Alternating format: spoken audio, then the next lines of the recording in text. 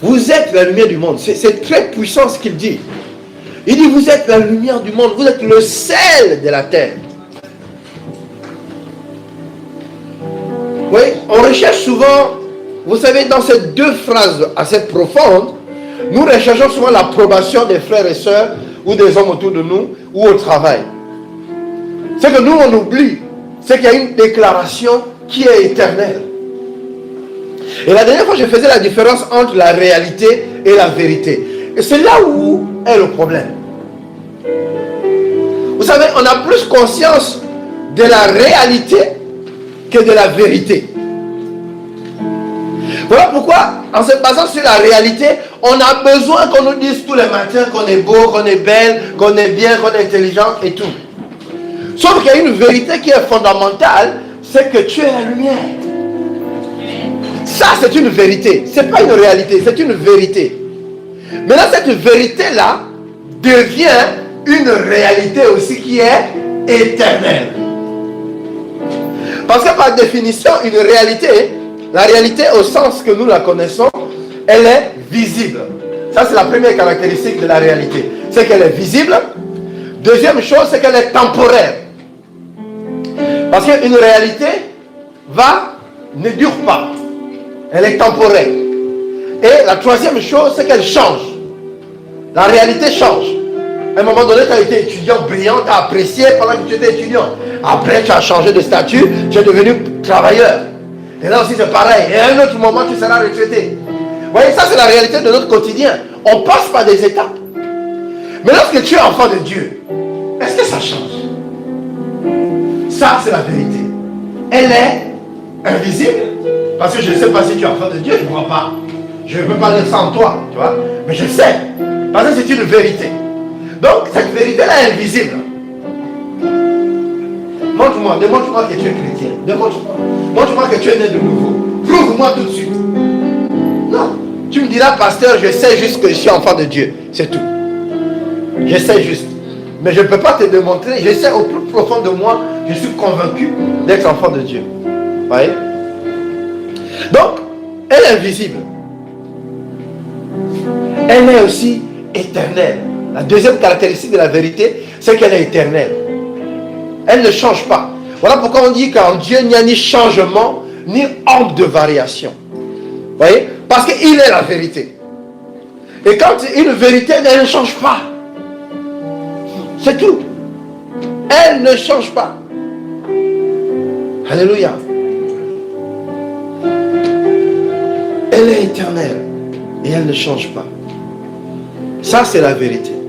Et nous devons nous attacher à ces deux choses. Nous devons nous attacher et comprendre la différence. Ça va sauver notre chrétienté. Si tu fais la différence de ces deux choses, ça va changer notre chrétienté. Un moment, tu as faim, et un autre moment, tu n'as plus faim. Ça, c'est la réalité. Oui. Quand tu as faim, tu manges, et puis c'est fini. Alléluia. Mais quand tu es enfant de Dieu, que tu aies mangé, que tu ne veux pas manger, tu es enfant de Dieu. Que tu travailles, que tu ne travailles pas, tu es enfant de Dieu. Que tu sois marié, que tu ne sois pas marié, tu es enfant de Dieu. Ça, c'est une vérité. Et nous devions comprendre ce principe-là, bien-aimé. Je vous assure que nous nous faisons du mal parce que nous ignorons cette réalité. Nous ignorons cela parce que, j'ai envie de dire, cette manifestation. Parce que la vérité se manifeste. Si on a compris ça au fond de nous, on sera tranquille. Parce que lorsque Dieu dit qu'il va te visiter, il va te visiter. Pourquoi? Parce qu'il l'a dit. Mais comme lui dit toujours la vérité. Dieu dit toujours la vérité. Alors, maintenant vous me dites, mais la réalité, pasteur. Je dis, mais c'est ça. La réalité, elle est liée à notre humanité terrestre. La réalité, elle est liée parce que c'est dans cette réalité que nous expérimentons la vérité. C'est dans la réalité qu'on expérimente la vérité de Dieu. Il n'y a pas autre chose. Sinon, nous aurait gardé au ciel, on serait des anges et on baignerait dans les océans de vérité, matin, midi, soir, en train de l'adorer. Alléluia. Mais il a voulu faire une grande expérience en se disant que je vais matérialiser ce qui est invisible. Voilà pourquoi si tu t'attaches à la vérité, elle va se manifester en devenant réalité. Vous voyez? Mais pas une réalité humaine, mais une réalité spirituelle. Vous voyez la différence? Amen. Est-ce que c'est bon jusque-là? Est-ce que tu as compris quelque chose? Bon, ce n'était pas le but de mon message, c'était juste pour rappeler ce principe-là. Je vous assure, il faut qu'on arrive à faire la différence entre ces deux-là. Nous serons humainement sur la terre, nous serons toujours sujets à la réalité. Mais ce qui garde notre cœur, quand la Bible dit garde ton cœur plus que toute autre chose, c'est parce que tu dois garder la vérité en fait. C'est la vérité qui te garde. Mais or la vérité c'est quoi? C'est ce que Dieu t'a dit. C'est tout. C'est ce que Dieu t'a dit. Écoutez, c'est simple. La Bible dit, ils te feront la guerre, ils ne te vaincront pas. Quand tu regardes ton quotidien, tu regardes ta vie, tu te rends compte que tu fais face à la guerre. Les sorciers, tout ce que tu peux citer. Mais sauf qu'ils ne t'ont jamais vaincu. Tu es toujours là. Mais tu sais très bien qu'il y a la guerre. Tu le ressens. Il y en a même, je parlais avec une jeune qui est arrivée il n'y a pas longtemps à l'église. Elle parlait même d'avoir des manifestations sur son corps. De la sorcellerie même. Je sais qu'elle ne ment pas. Parce que je l'ai vécu. Je sais qu'elle ne ment pas. C'est-à-dire qu'elle a des manifestations physiques, des attaques spirituelles sur son corps. Et je lui ai dit, mais la preuve que tu es vivant. Alléluia. Dieu permet certaines choses, mais il dit, ils ne vont pas te toucher jusqu'à ce que la mort puisse t'emporter. Voilà. Il peut permettre des choses, mais pas qu'on te tue. Il peut permettre des choses pour te réveiller.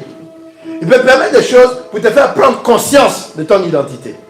Parce qu'il y a beaucoup de choses que nous déclarons, mais nous n'y croyons pas. Et c'est ça là qui doit changer. Alléluia. Amen. Amen. Donc, nous allons revenir à notre message du jour que j'avais commencé donc dimanche dernier. Nous avons parlé de bâtir la maison de Dieu. Et en parlant de bâtir la maison de Dieu, j'avais abordé un volet où je parlais de bâtir l'homme intérieur, qui est la première maison. Alléluia. L'église qui est la maison de Dieu est on dit une assemblée. Assemblée veut dire qu'on s'est assemblé. C'est plusieurs personnes qui se sont assemblées. Parce que l'église n'est pas les murs. L'église n'est pas le bâtiment. L'église c'est vous et moi. Donc si Christ parle de bâtir l'église, vous savez quand on bâtit un bâtiment, on bâtit quelque chose, on construit un bâtiment, on édifie un bâtiment, eh bien on utilise beaucoup de briques. Voilà. Et la Bible fait allusion aux pierres vivantes. Les pierres vivantes. Donc vous et moi, nous sommes des pierres vivantes. Ça veut dire que nous sommes dans un mur, mais on est vivant dans ce mur. Voilà, on n'est pas les briques qui sont dans ce mur qu'on ne voit pas, parce qu'on a remis la peinture dessus. Mais eux, ça c'est le genre de briques qui ne respirent pas, ils sont inanimés. Mais nous sommes les briques qui construisent l'édifice spirituel de Dieu, donc le grand bâtiment. Mais le bâtiment est fait de briques. Le bâtiment est fait de pierres. Donc c'est chaque pierre qui bâtit le bâtiment. Donc je suis en train de dire quoi? Qu'avant tout, tu dois être une pierre vivante. Avant que l'église soit vivante, toi tu dois être une pierre vivante. Avant que nous soyons le corps, vous savez, notre corps est composé de ce qu'on appelle des cellules. Et chaque cellule est vivante. Lorsqu'une cellule meurt, vous voyez la peau par exemple, vous allez avoir une peau, la peau est en train de quitter. Parce que là, les cellules sont mortes. Et donc ça quitte. Vous allez voir que quand on quitte l'église, on est mort. C'est la peau quitte. Elle n'est plus vivante. Elle n'est plus attachée. Alléluia. Et donc la première mission de Dieu, lorsque Jésus dit, j'ai bâti mon église, il bâtit d'abord l'homme. Donc toi et moi. C'est la première mission, la première chose qu'il fait, c'était de bâtir toi.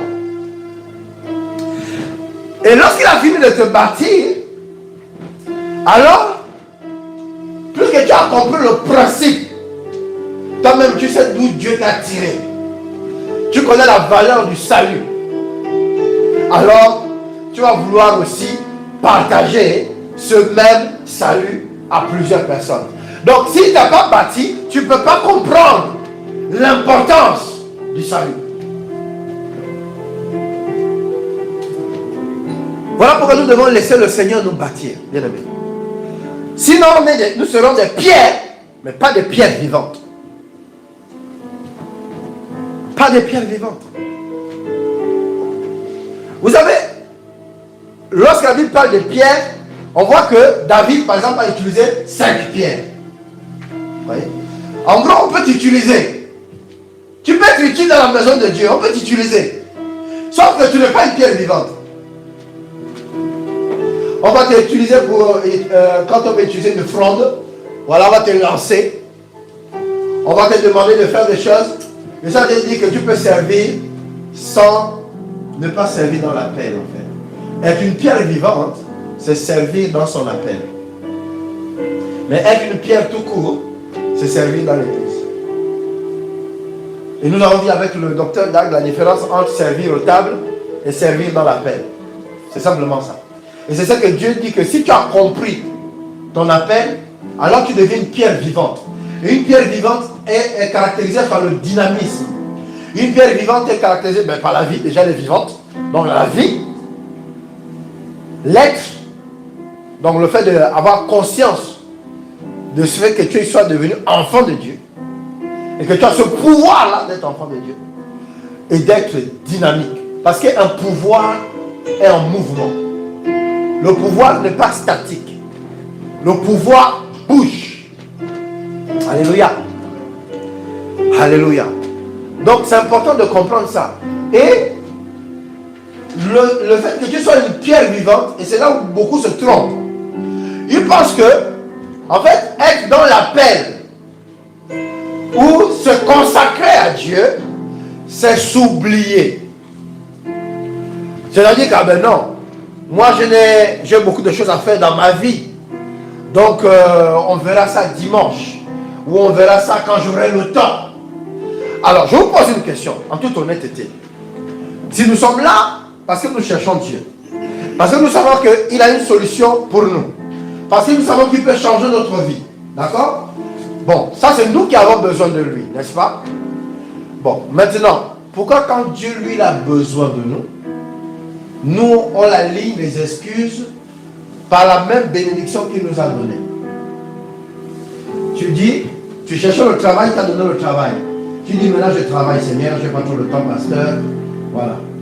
Tu t'es marié, Dieu t'a donné les enfants, tu dis basta, la famille en priorité. Ah, je suis étudiant, je sors d'une famille pauvre, faut que je réussisse ma vie. Hein. Mais tu as oublié le témoignage que tu avais fait, que tu ne sais même pas comment tu as eu ta bourse là, pour quitter ton bled, pour arriver ici en France. Tu as oublié ça. Oui. C'est maintenant, non, Seigneur, moi, tu sais, il faut que je réussisse. Tu sais, tu es le Dieu de l'excellence. Ah, toi aussi, il faut que je bosse.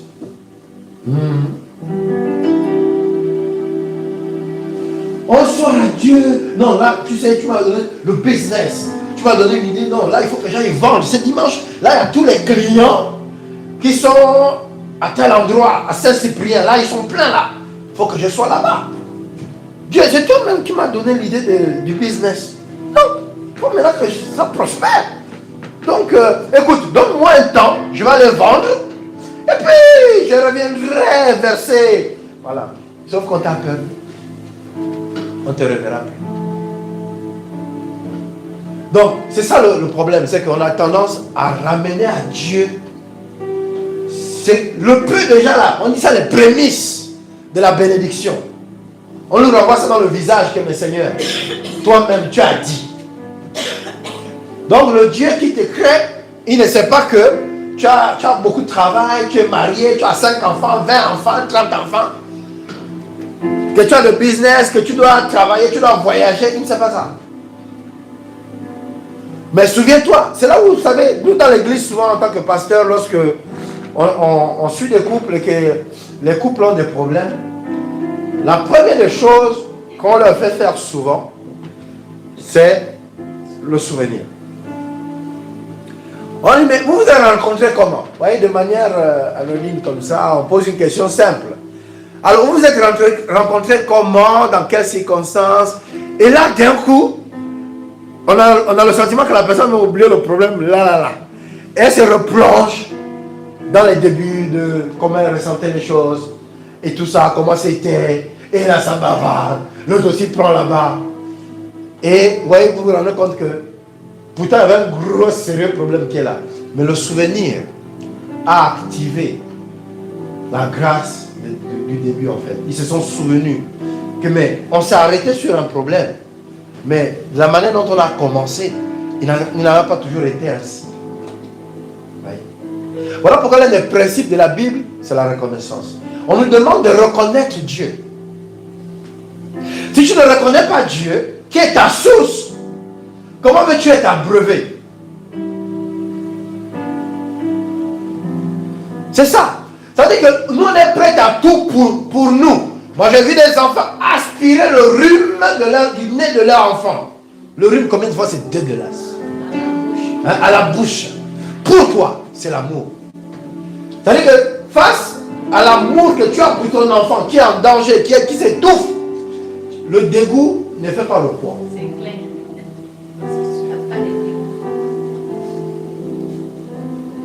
Et oui. Vous voyez jusqu'où on est prêt à aller à cause de l'amour qu'on a. Et c'est ce que Jésus a fait. Dieu a fait pour nous.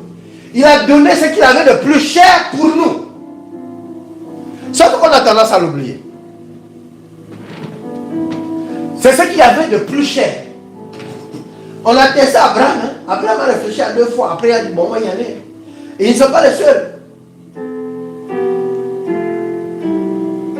De toi à moi, on va te dire d'aligner tous tes enfants, on va les couper les têtes là au nom de Dieu. Qui va accepter ça? Non, il faut être véridique, quand on se parle. Je suis en train de dire que si ça là tu ne peux pas, mais le peu qu'on te demande, le peu là, est dans la présence de Dieu, la prière. Non, Dieu est dans mon cœur. De toute façon, pasteur, moi je prie, hein. Moi je prie. Parce que souvent quand vous parlez là, vous voulez dire que les gens ne prient pas. Moi je prie, hein. Mon ami, il y a une seule chose. La Bible dit toujours que on reconnaît l'arbre à son fruit. Si tu pries, ça veut dire que la présence de Dieu va te dire, viens m'adorer dimanche. Il n'y a même pas de débat. C'est le jour du Seigneur. Le Saint-Esprit a été donné pour honorer Jésus.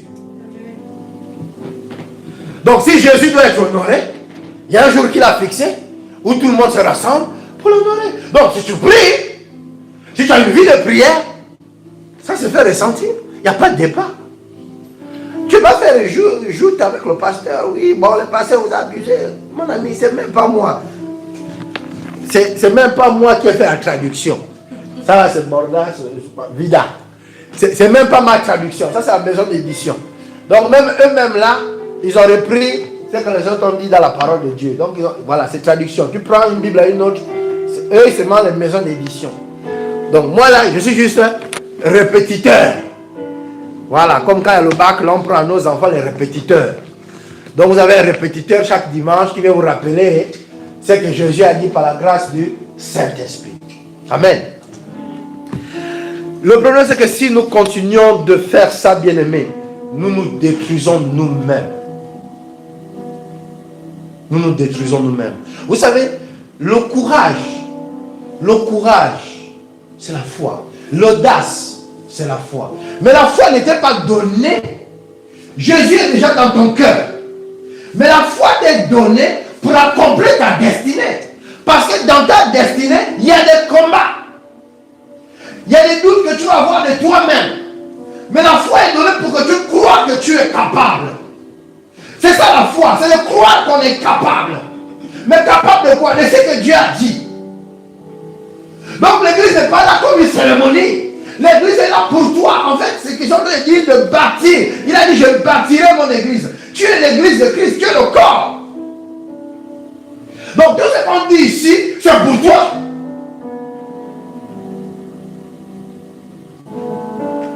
Vous allez voir que quand on se coupe, quand on parle de la source, c'est Dieu. Mais Dieu, c'est sa parole. Mais laquelle parole? Tu peux rester chez toi et lire la parole, mais ce n'est pas le courant que Dieu est en train de dire à l'église. Vous avez vu que chaque année, on prend une direction. C'est ce qu'on appelle une vision. Une vision, c'est ce que Dieu a accompli dans nos vies, à nous tous. C'est ça qu'on appelle la vision. Dans la vision, il y a toutes les grâces, les richesses, les accomplissements que Dieu a prévus dans la saison. Tout ce que Dieu a prévu pour chacun de nous. Ce que je suis en train de dire ce matin, c'est pour chacun de nous. Et vous allez voir la manifestation dans vos vies de tous les jours. Il y en a qui vont trouver du travail. Il y en a qui vont trouver des maris, des femmes et autres. Et ça va continuer comme ça. La parole est donnée pour nourrir la vision de Dieu. La parole n'est pas donnée quand on vient à l'église, ou bien on écoute un homme qui parle, et puis après c'est l'heure, on rentre chez nous. Vous savez, Dieu ne fait rien sans avertir. Dieu ne fait rien sans dire. Mais parfois, on a l'impression de ne pas écouter ce qu'il est en train de dire. Même si tu n'écoutes pas. Mais la puissance de Dieu est libérée. L'onction de Dieu est libérée. Parce qu'elle est attachée à sa parole. Tout ce que Dieu fait, il le dit d'abord. Voilà pourquoi il a loin des hommes et des femmes qui sont capables de dire, je dis bien, de dire sa bénédiction. C'est Dieu qui nous bénit. Mais les hommes de Dieu sont là pour dire la bénédiction de Dieu. Nous sommes là pour dire ce que Dieu a décidé de bénir. Je ne dis pas qui il a décidé de bénir, je dis ceux. C'est-à-dire ce qu'il veut faire dans l'église, dans sa maison. Qu'est-ce qu'il a résolu de faire? Alors il va le dire à travers ses serviteurs. Et lorsque tu écoutes la parole de Dieu, la preuve c'est que lorsqu'on prêche, chacun écoute à sa sauce. Mais chacun trouve un réconfort dans la parole qui est proclamée, à cause de son besoin. Parce que Dieu vient répondre à ton besoin. Mais pourtant on a parlé d'autre chose, mais toi tu as écouté autre chose. Tu vois, c'est vrai, non là, ouais, il faut que je me ressaisisse. L'autre avait dit que non, je crois que je vais être guéri. Donc, un qui croit qu'il faut qu'elle se ressaisisse, l'autre qui croit qu'il faut qu'il se lève, l'autre qui croit que non, il faut que je reprenne ma vie de prière. Chacun va entendre Dieu dans sa langue. Laquelle langue? Ton besoin. Notre langage ici, c'est notre besoin. Oui. Il y en a d'autres. Dieu t'a parlé au départ. N'oubliez jamais une chose.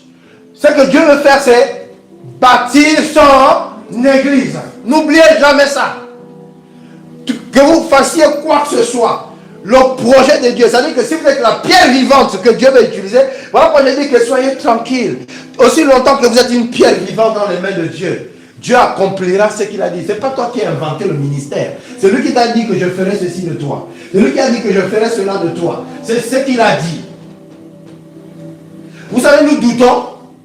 C'est pour toutes les fois où nous on veut des choses que Dieu ne nous a pas dit. Là, on n'a pas la force. Parce que c'est toi-même qui t'es résolu que moi j'ai envie d'être ceci. Mais Dieu ne te l'a pas dit. Et donc, comme tu n'as pas la capacité de changer le monde, eh bien, tu auras des doutes. Mais toutes les fois où Dieu t'a parlé, que tu as eu la conviction dans ton cœur, tu sais que Dieu le fera. Même si le temps passe. Notamment ce témoignage que j'ai apporté ce matin. C'est un projet qui date. Alléluia. Mais Dieu a fait passer par des étapes pour former. Je vous ai dit que très tôt, j'ai rencontré ma femme. Très tôt, Dieu m'a parlé sur elle. Mais ça nous a pris 4 ans pour qu'on puisse se marier. Mais je sais qu'à cette époque-là, Dieu voulait qu'on se marie très vite. Mais est-ce que j'étais prêt? Est-ce qu'elle était prête? Finalement, qui a retardé la prophétie? C'est nous. Je vous dis la vérité. Les prophéties que je recevais, ça dit qu'on pouvait se marier dans 3 mois. Mais ça nous a pris 4 ans. Les gloires sont rendues à Dieu. Alléluia. Mais la chose est sûre, c'est qu'on n'a pas douté de ce que Dieu a dit. Vous voyez? On est resté attaché à la parole.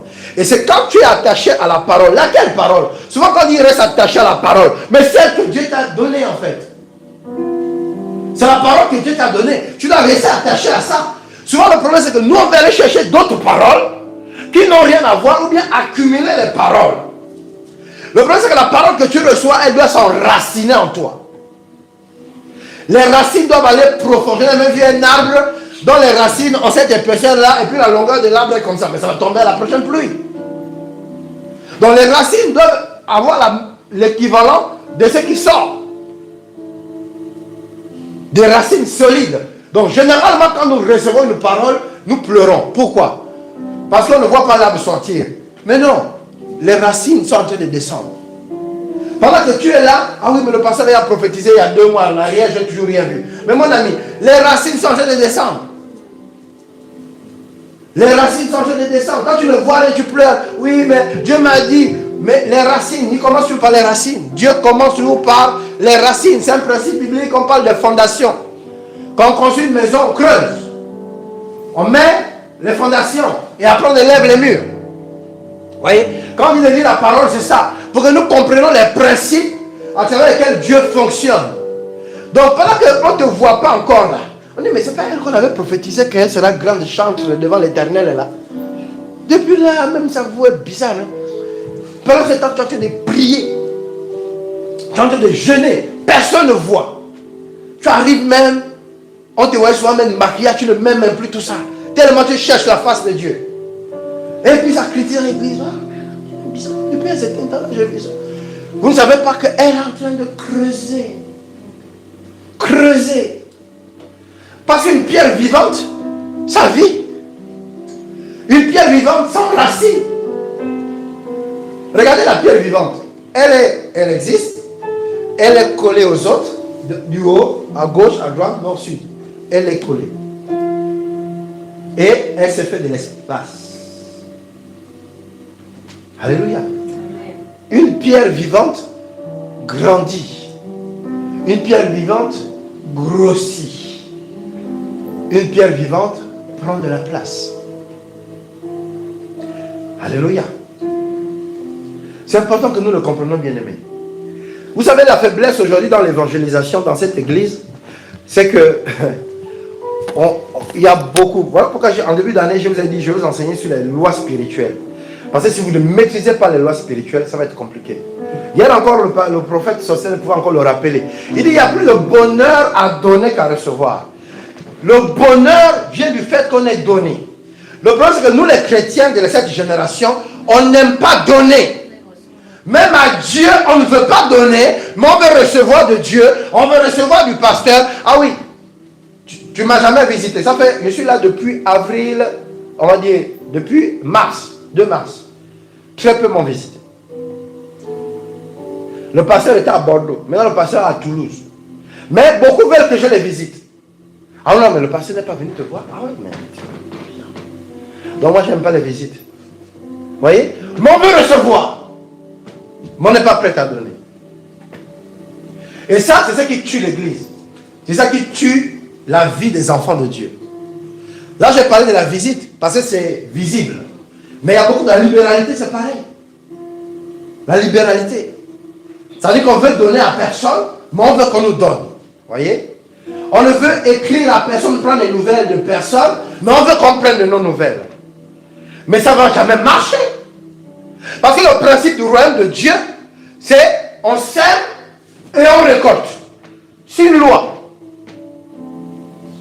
Il dit que c'est parce que Jésus est mort à la croix qu'il a reçu le nom au-dessus de...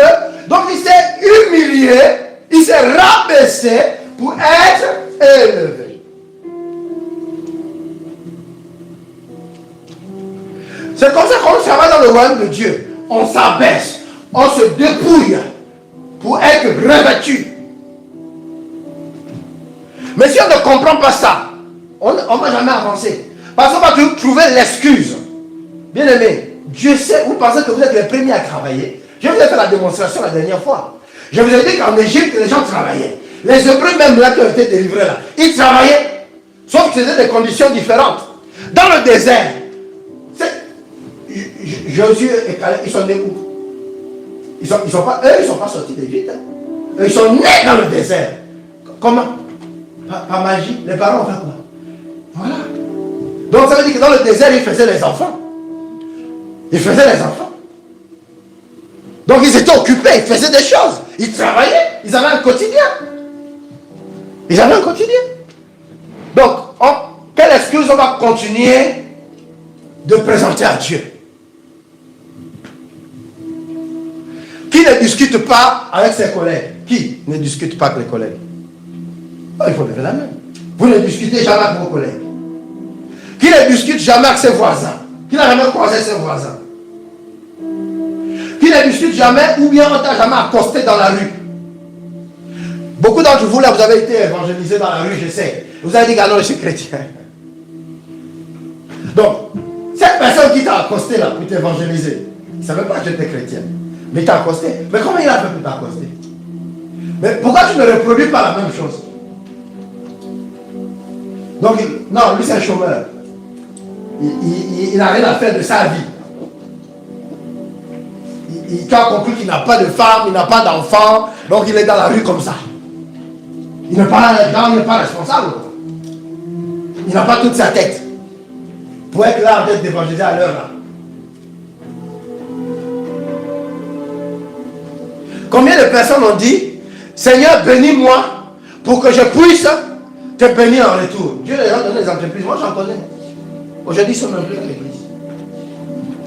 Ça veut dire que la bénédiction de Dieu là les a fait retrouver leur vie du monde.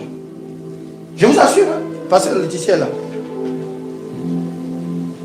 Le gars avait maintenant des bureaux. Vous savez comme dans le monde là, il se gérait. Il avait l'argent. Donc une copine dans tel quartier, une autre. Oui. Donc la richesse que Dieu. Alors c'était sur la base d'une prophétie. Il dit au prophète, c'est que tu dis là. Donc si je me lance là sans, il dit ça va. Ils ont fait, ça marche. Première année, deuxième année. Après il a disparu.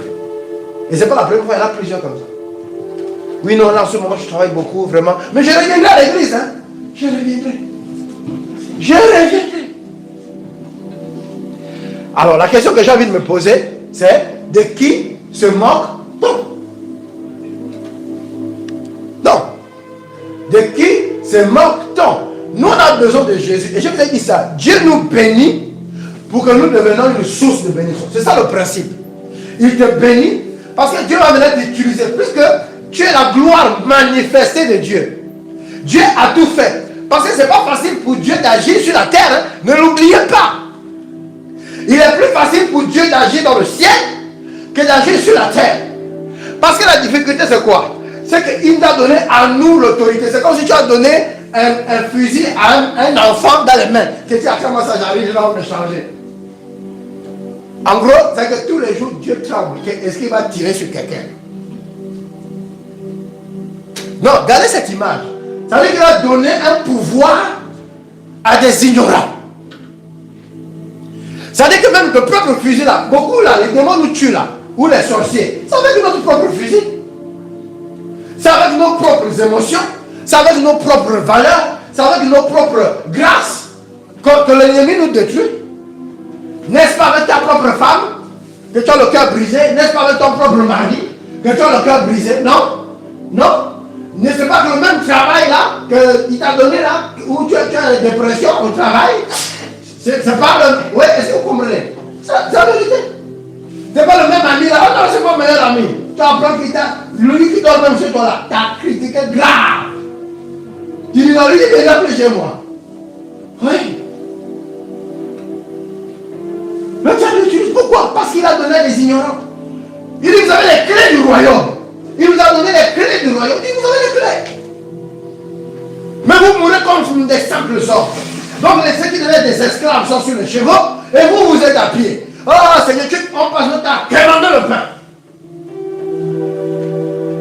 Imaginez ton père est riche. Et puis, tu devais avoir l'héritage. Mais là, c'était celui qui travaillait pour gérer les finances là. C'est maintenant à lui que tu dois à chaque fois demander l'argent pour manger. Mais c'est l'héritage de ton père. C'est ton argent. Mais toi, tu ne sais pas comment faire pour entrer en possession de ton argent. Donc, tu attends. Tu dis non, non, non. Hein. Il avait confié à quelqu'un de garder. Donc, de temps en temps, il me vire un petit quelque chose. En gros, c'est ça, tu es sous tutelle. Tu as les clés du royaume, mais tu es sous tutelle. Et le truc, c'est qu'en fait, on ne se pose pas les bonnes questions. On ne se pose pas les bonnes questions. Écoutez-moi bien. Vous savez, l'église, je vais répondre à beaucoup de choses qui se passent souvent, que j'entends et que Dieu me montre. Vous savez, l'église, c'est le lieu de la vérité. Quand Dieu parle ici, Dieu parle à tous ses enfants. Et Dieu te parle. Si l'église ne peut pas te parler, alors il y a un problème. L'église est le lieu de la vérité.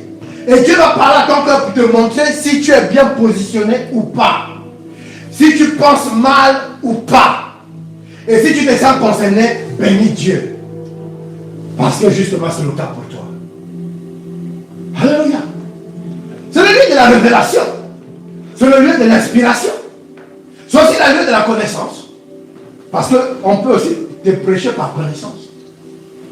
Donc tu préfères que je te laisse aller dans le trou.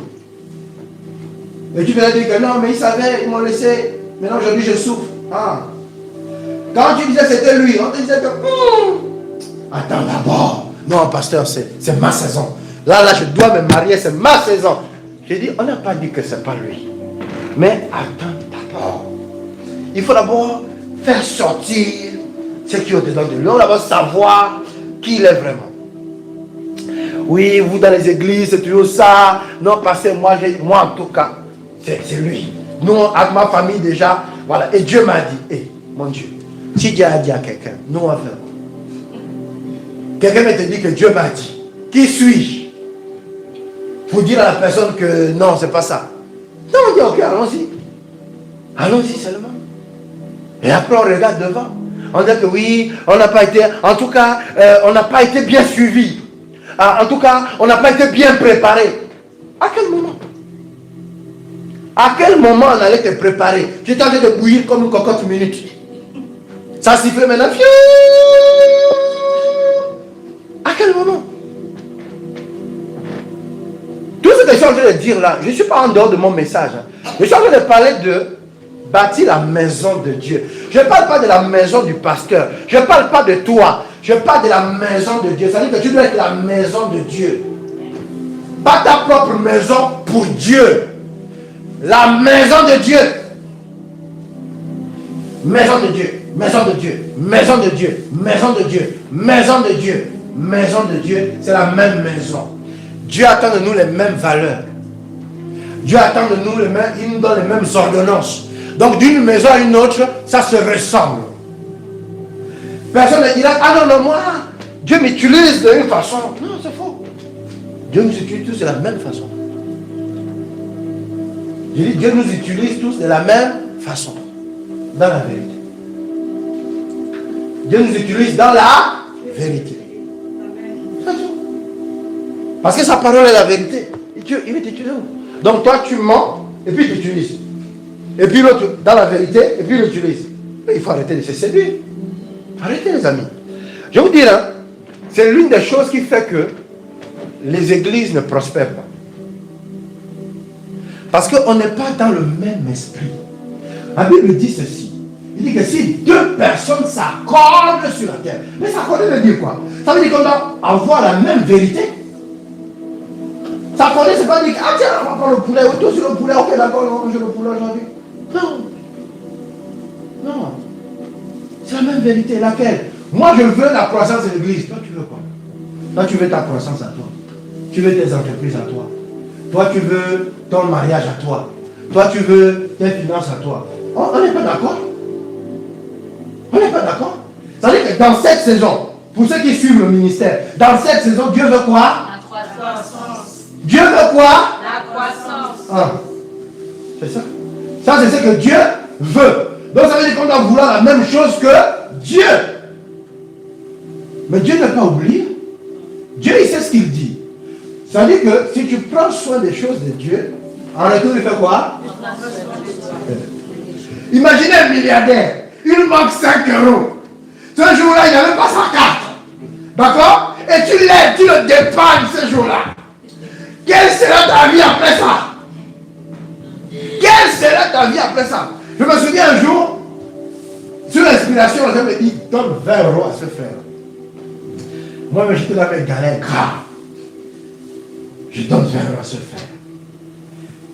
Et le témoignage qu'il m'avait fait quelques temps plus tard, il va me ramener une enveloppe de 300 euros. Wow. Il me dit que les 20 euros que tu m'avais donnés avaient valeur. C'est-à-dire que ce n'était pas 20 euros. C'est-à-dire que ce jour-là, il me fallait ces 20 euros-là. Ça n'avait pas valeur de ça. De ce que la banque reconnaît comme valeur. Et la preuve, il a accompagné sa parole à l'acte. Alléluia. C'est-à-dire que tu ne peux pas servir Dieu et puis échouer. C'est ça l'erreur que nous faisons. Nous, on pense qu'on est d'abord béni et puis après on bénit Dieu. Mais c'est faux. Ce n'est pas le principe. Le principe, c'est bénir Dieu et Dieu te bénit. Et retenez ça une bonne fois pour toutes. Voilà pourquoi la Bible dit que cherchez premièrement le royaume des cieux et sa justice. Cherchez premièrement. C'est en français. On peut mettre toutes les langues dedans. Je peux mettre l'allemand aussi. Cherchez premièrement. Ça veut dire quoi? Cherchez d'abord les intérêts de Dieu. Pourquoi? Parce que les intérêts de Dieu dépendent des vôtres. Dépendent des vôtres. Je vous ai dit la dernière fois que ma femme, je l'ai trouvée dans l'église. Je n'ai pas trouvé dans la rue. C'est-à-dire que c'est quelqu'un qui a répondu à l'appel de Dieu et a créé un endroit. C'est-à-dire qu'elle a bâti une église, une assemblée dans laquelle il y avait des hommes et des femmes.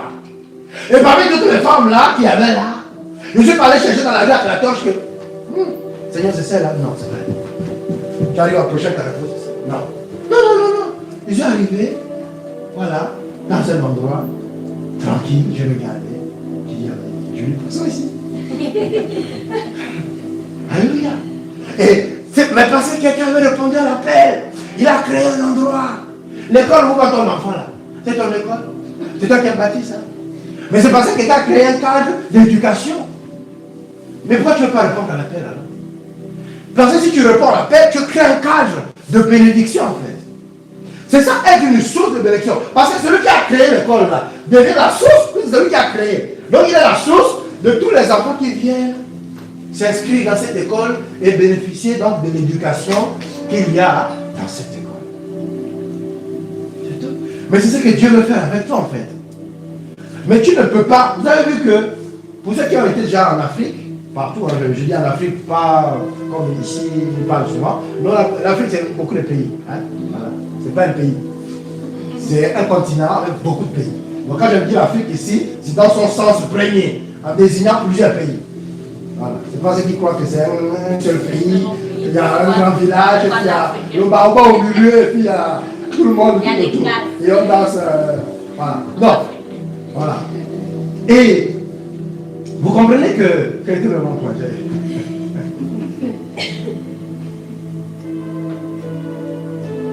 Lorsque Dieu nous choisit, Dieu mise sur toi. C'est la même chose qu'il a misé sur Jésus. Écoutez-moi bien. J'ai déjà expliqué ici là, que quand Jésus est descendu sur la terre, il était comme toi et moi. Il a été simplement rempli de l'Esprit de Dieu, comme toi aussi, et moi on est rempli de l'Esprit de Dieu aujourd'hui. Alléluia. S'il était Dieu, il n'y a pas besoin qu'on reçoive une double. Le Saint-Esprit descend encore sur lui. Non. Et Jésus, Dieu a témoigné que celui-ci est mon fils bien-aimé, comme il dit, nous sommes devenus ses enfants. Et nous avons reçu le pouvoir. C'est la même chose. Donc Dieu met sur toi. Parce que si Jésus avait péché, ou si Jésus avait refusé de mourir à la croix, on ne serait pas sauvé. Et on a la preuve qu'il était humain à ce moment-là. Il a dit quoi? Que si ça te coupe, peut s'éloigner de moi. Est-ce que Dieu a peur de quelque chose? Pour il a dit que si ça peut s'éloigner de moi, qu'il était humain. Il a dit Jacob, ça là, si tu peux prendre, donne ça même à Gabriel. Il va se débrouiller avec elle là-bas. Moi, j'ai envie d'en de vivre sur la terre. Il savait que 33 ans, c'était fini pour lui. Parce qu'il allait accomplir la mission. Il n'y a plus de raison d'être sur la terre. Il savait que c'est ce que ça voulait dire. Il savait qu'il allait mourir. Et il l'a dit à plusieurs reprises. Et les Écritures le mentionnaient. Et c'était un érudit de la parole. Donc il savait que là, c'était son temps. Voilà pourquoi la Bible dit qu'il a prié. Il a prié. Je suis en train de dire que, de la même manière que Dieu a utilisé Jésus, mais vous voyez, il a d'abord consolidé Jésus, il a baptisé du Saint-Esprit, donc il y a le baptême qui est l'engagement. Jésus s'est engagé à travers le baptême de Jean à servir Dieu. Après, il a eu le baptême du Saint-Esprit. Après, il a continué de lire les Écritures. Après, il allait dans le désert pour être... Il a fait un jeûne. Et la Bible dit qu'il a été revêtu du Saint-Esprit. Et quand il est sorti de là, il a commencé à faire son ministère. Et c'est à partir de là qu'il a été connu. Tu veux être un médecin connu? Serve Dieu. Tu veux être un couple béni? Serve Dieu. Tu veux être un boulanger connu? Serve Dieu. Parce que tu le feras avec l'onction que Dieu t'a donnée. C'est tout. Donc vous comprenez qu'en servant Dieu, comme j'aime toujours le dire, vous vous servez au final vous-même. Vous-même. Dieu ne donne pas avant que tu l'aies fait. Il n'y a aucun endroit dans la Bible où quelqu'un a reçu une onction sans se retrouver en situation et se sentir démuni. Personne ne s'est jamais levé en disant que là je suis où maintenant je m'en vais opérer. C'est faux. C'était moi. Vous allez voir, à chaque fois, ils sont fébriles en se disant que je vais faire comment? Seigneur, par ta grâce. Donc c'est la grâce de Dieu qui nous donne de faire les choses. Pourquoi? Parce que ça nous rend dépendants. Dépendants. Je suis en train de dire que s'il doit bâtir son église avec toi, tu dois être dépendant de lui. Et être dépendant de lui, ce n'est pas choisir quand tu dois servir, comment tu dois servir, comment tu dois opérer. C'est lui qui décide. Donc si ce matin, dans ta vie, j'entendais la chambre sur la conductrice de louange, je dis oui, prends tout, prends la tête, prends les pieds, prends le nez. Gloire à Dieu. C'est ça ce chant-là. C'est un chant de consécration. Bien aimé, on n'aura toujours que 7 jours dans la semaine. On n'aura toujours que 24 heures par jour. On n'aura toujours que 30 jours en moyenne dans le mois. Et 12 mois dans l'année. Il n'y aura pas 13 mois. Sortez de l'histoire où on paye le 13e mois. Et donc vous avez cru qu'il y a 13 mois dans l'année. Il n'y a pas. Parce que tous ces mois-là nous jouent des tours peut-être parfois. On se dit qu'on a encore le temps. Si en 12 mois je n'ai pas fait la 13e mois. Il n'y a pas. En fait, minuit là, c'est aussi 24 heures. C'est la même chose. Donc peut-être quand tu dis minuit là, je te dis que tu as encore une autre heure après. Tu as fait 24. Non. Minuit, c'est 24 heures. Voilà. C'est bon. Hein? Donc il n'y a pas 25 heures, ça n'existe pas. Vous voyez? Donc c'est dans ça que nous allons servir Dieu. C'est tout. Mais servir Dieu, c'est quoi? C'est se disposer. On ne nous a pas dit que maintenant, aller dans le champ des Philistins, tu vas devoir faire la guerre à toute la ville. Hé, toi, tu acceptes Jésus, accepte. Non, on ne va pas faire comme les Arabes, les musulmans. Avec la machette que tu crois pas, te coupe la tête. On va faire ça. Mais je suis en train de dire qu'à chaque fois, tu vas rencontrer des gens. Mais des gens sympas, en fait. Tu vois, tu vas aller dans la discussion. Bonjour, ça va, vous allez bien, vous allez trouver sympathique. Il y a avec le sourire. Voilà pourquoi il dit, le règne de Dieu, c'est la paix, c'est la joie. Je vous assure que toutes les personnes qui avancent vers vous de manière joyeuse, vous n'êtes pas sur la défensive. Vous avez fait ça à quelqu'un qui arrive entre le sourire? Jamais. Jamais. Je suis en train de dire qu'en fait, Dieu est cohérent. Dieu est cohérent dans ce qu'il attend de nous. Il dit, je vous ai tout donné. Le royaume de Dieu est en vous. Mais il se caractérise par quoi? Par la paix, par la joie. Ça, c'est ce qu'on appelle le visage du royaume. C'est ce qui attire. Maintenant, à l'intérieur, il y a aussi la puissance. Donc, lorsque tu es en contact avec la personne par la paix et la joie, la puissance va venir faire son travail. Ça veut dire que parfois tu n'as rien fait. Mais l'option qui est sur toi, travaille. La personne va te dire que vous trouvez extraordinaire, madame. J'aime bien votre chapeau, j'aime bien, vous êtes simple, vraiment. Comment vous faites? Ils vont vous poser des questions comme ça. Ça veut dire que tu trouves qu'il y a quelque chose. Tu n'es pas parlé d'or avec des portefeuilles que quand tu ouvres, on dit waouh! Non! Tu n'as rien pour attirer les regards. Sauf que tu as quelque chose de particulier. C'est là où ça se joue en fait. C'est parce que nous n'avons pas une bonne compréhension du royaume. Regardez Jésus, il avait une tunique simple. Mais qu'est-ce qui attirait à lui les gens? C'est ça que Dieu veut nous faire comprendre. Nous, on doit évangéliser. On doit faire rentrer les gens dans le royaume de Dieu. Mais il nous a équipés en fait. Sauf que l'équipement là, c'est le même travail qu'on fait tout le temps. Sois guéri de tes blessures. Si tu ne es pas guéri, la joie ne va pas sortir. Pardonne ton passé. La peine ne va pas venir si tu ne pardonnes pas. C'est ça. Vous voyez qu'on est dans ça en fait. C'est ça, bâtir. Mais là, quand il t'a bâti, il te dit, mais là, parle. Va dire ce que j'ai fait pour toi. C'est ça l'évangélisation. Vous pensez que l'évangélisation, c'est quoi?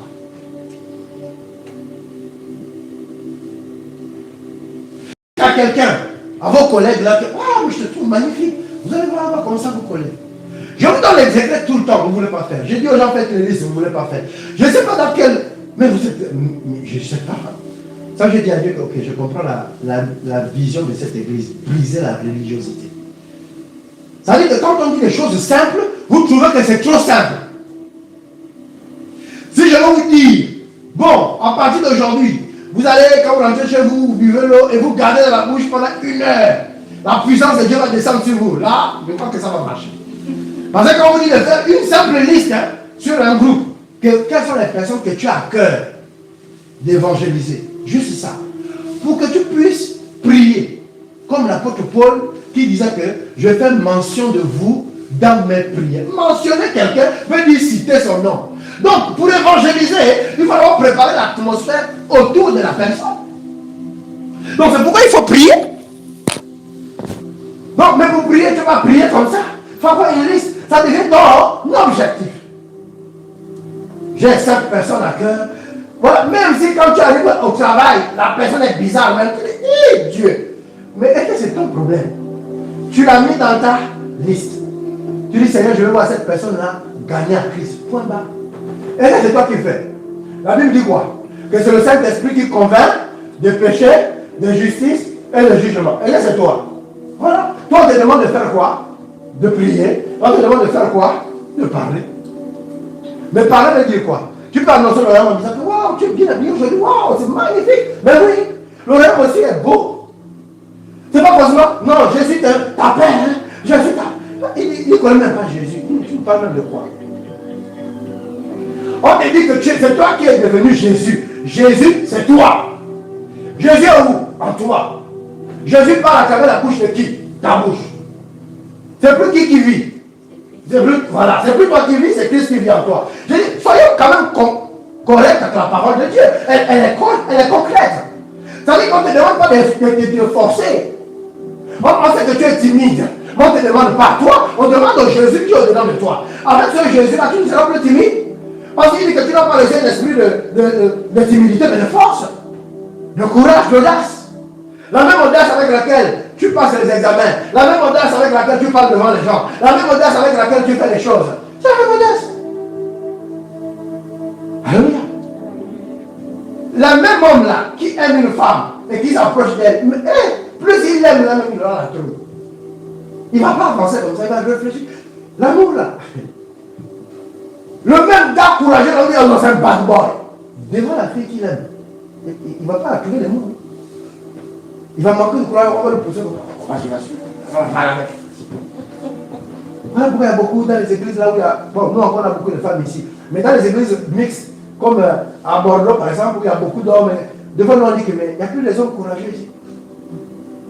Mais c'est les gars qui prient tous les jours. Oh Seigneur, ça va. Mais va maintenant parler à la soeur. Il n'a plus le courage. Parce qu'ils n'ont pas compris qu'en fait, le principe c'est de dire avec la bouche, c'est de parler. Il dit comment entendra-t-elle parler de ton amour si tu ne dis rien? C'est le même principe là. En comment entendra-t-il parler de l'évangile si tu ne parles pas? Donc, c'est cohérent. Dieu est cohérent. C'est-à-dire que si tu as gagné dans l'église en parlant à quelqu'un de l'évangile, qui est plus compliqué peut-être, mais tu parleras facilement, aller déclarer ta flamme. Et c'est ce qui se passe à l'église aujourd'hui. Vous allez voir 5 ans, il sait que c'est elle. Il n'a jamais rien dit. Il passe seulement. C'est-à-dire qu'ils ne savent même plus comment parler aux femmes. Donc c'est maintenant lui, le Seigneur m'a dit. Et donc comme le Seigneur t'a dit là, je vais te suivre comme ça. Mon ami, il faut me montrer, parle-moi. Donc tu sais que tu es la lune, qui s'élève au-dessus des étoiles. Hé frère, en va là-bas. Quand tu seras prêt, viens me voir. Mais oui, c'est la vérité. C'est la vérité. Pour que nous soyons cohérents. Dieu veut ton bien. Toute la Bible là parle de toi. Toute la Bible là se le manifeste comme un pilote. Quand il prend, il démarre l'avion, on lui dit tous les boutons qu'il doit appuyer. Quand tu t'assois là, tu fais ça, il fait. Après, tu appelles la tour de contrôle. Après, ça c'est la prière. Donc il y a les actes que tu poses. Quand tu es coincé là, tu appelles. Quand tu dis que maintenant tu demandes l'autorisation de décoller, tu décolles. Et ainsi de suite, tu parles au passager. Vous voyez, il parle et à la tour. Il parle et au passager. Il parle à son copilote aussi. Il parle. Et il parle aussi à la piste. Que maintenant on va partir. Arrivé quand il est dans les étoiles aussi, il parle aussi aux étoiles. Donc, les gens veulent dire que si tu n'as pas compris que si tu aimes Dieu, et que justement, c'est le moyen que lui a utilisé pour te pousser à sortir, à devenir l'homme ou la femme qu'il veut, à travers ce ministère-là, à travers cet exercice-là, tu risques d'avoir des soucis. Tu risques d'attendre longtemps et dire que Dieu n'a pas agi. Le problème, c'est que tu attends Dieu de la mauvaise manière. Tu attends Dieu de la mauvaise manière. Dieu n'est pas dans l'expertise, vous comprenez? Ce n'est pas l'expertise. Vous allez voir que partout dans beaucoup de boulot, on vous montre comment on fait. Mais qu'est-ce que souvent les recruteurs lui regardent? Ils regardent quoi? Posez-vous la question. Qu'est-ce que les recruteurs regardent? Quand ils vous testent, ils voient votre capacité à gérer vos émotions. Ils vont te poser une question, ils voient tout de suite ta réaction. Si tu es piqué, si tu es calme, si tu es ceci, ils regardent. Après, ils posent une question pour savoir si tu es gardé dans le groupe. Sinon, tu vas venir pourrir l'ambiance. Oui, le royaume. L'atmosphère, on recherche ça partout. Bonne atmosphère, l'équipe fonctionne bien. Dès qu'il y a un grain de sable là, la machine enraye. Donc, même le monde connaît ces principes-là. On va te poser la question, c'est quoi tes valeurs? Travail d'équipe. Ah bon? Il te pose des questions, toi tu réponds, tu dis, ah non, moi je n'aime pas. Tu t'es disqualifié. Mais en réalité, travail d'équipe, c'est pas ce que Dieu attend de nous. Qu'on soit ensemble, non? Donc, ça veut dire que quand tu es dans le monde aussi, il dit, c'est la notion d'être ensemble. Donc si tu as compris ça, voici les examens que tu vas gagner.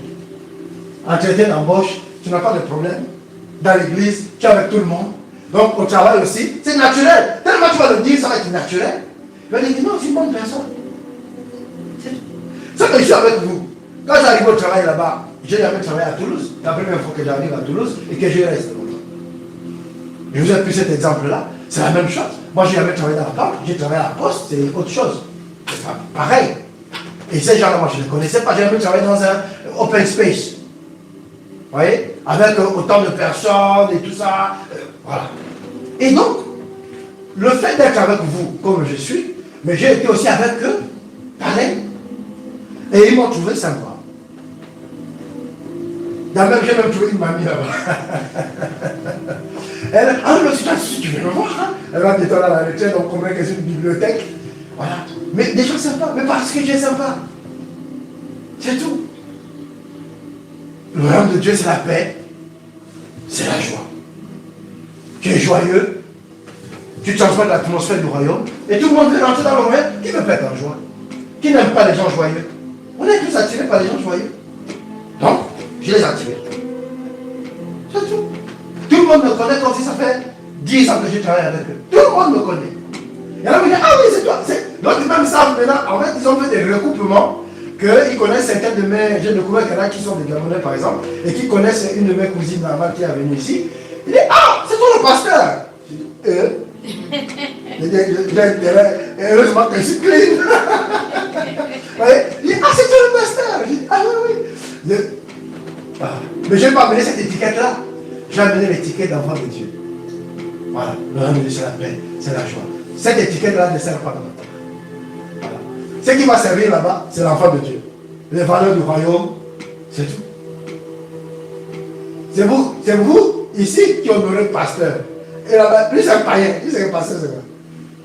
Non. Il va juste le connaître, et il va m'honorer à cause des valeurs que je transporte. C'est tout. Et c'est ça mon point en fait. Mon point c'est ça. C'est-à-dire que Christ veut bâtir en nous ce que je suis en train d'expliquer. Ce qui fait que maintenant, peu importe où tu es, tu deviens ambassadeur. Parce que ici, on n'est pas ambassadeur. On est ambassadeur là où on nous a envoyés. Je suis ambassadeur dans mon lieu de travail. Et comme je suis ambassadeur, un ambassadeur fait quoi? Il transporte les valeurs de son pays. Il est en représentation diplomatique. Donc quand les gens me voient, après il y en a qui ont dit, quand ils me voient prendre le téléphone, avec audace, je suis en train de répondre aux clients sur des thématiques, par contre je ne maîtrise pas avec un ton propre. Et quand ils ont vu, il y a certains gars avec qui j'avais discuté, ils ont regardé mon titre, on comprend, t'as l'habitude de parler, tout ça. Ils découvrent après. Oui. Mais ils comprennent que, on comprend pourquoi il est si à l'aise. Pourtant, je ne maîtrise pas le bancaire, j'ai jamais fait des études dans le bancaire. Vous voyez? Mais on va regarder la posture, on va regarder les valeurs, on va regarder ce que tu renvoies. C'est ça que Jésus veut faire. Après, tout le reste devient facile. Je vous assure.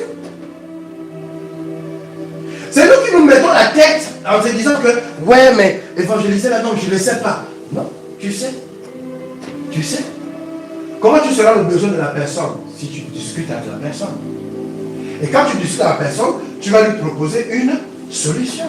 Tu vas proposer une solution comment? Alors que tu n'as discuté avec personne.